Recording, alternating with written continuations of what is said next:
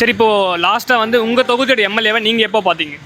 இல்லை, எம்எல்ஏ பொறுத்தளவுக்குலாம் அவர் வந்து குறை சொல்ல முடியாது சார். ஓரளவு இப்போ மற்ற 234 எம்எல்ஏ இருக்காங்கன்னா அதில் வந்து இவர் வந்து அவ்வளோ குறை சொல்ல முடியாத ஆள் தான். வந்து அவரோட பரவாயில்ல தான், அவருடைய கண்ட்ரிபியூஷன் ஓரளவு பரவாயில்ல தான். என்ன அவருடைய கண்ட்ரிபியூஷன் இருந்தாலுமே வந்து மேலிருந்து சப்போர்ட் இருந்தால் தான் பண்ண முடியும்.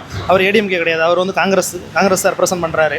இப்போ அவர் வந்து மேலே அந்த சென்ட்ரல் லெவலில் அதை கட்சியை ரெப்ரசன்ட் பண்ணால் தானே அவங்களுடைய முழு கோஆப்ரேஷன் இருக்கும்.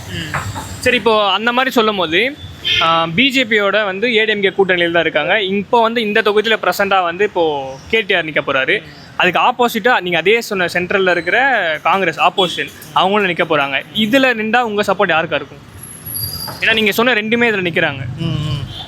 அதை பற்றி இன்னும் முடிவு பண்ணல சார். ஓகே சார், அதாவது வெறுப்பு இல்லாமல் இவங்க தான் வரணும், நம்ம பக்கத்து வீட்டுக்காரங்க சொந்தக்காரங்க அப்படின்னு பார்க்காம நமக்கு யார் நல்லது பண்ணுவா, அதாவது தமிழ்நாடு அளவில் யார் நல்லது பண்ணுவா, யார் வந்தால் நல்லது பண்ணுவா அப்படின்றத மனசில் வச்சு ஓட்டு போடுங்க.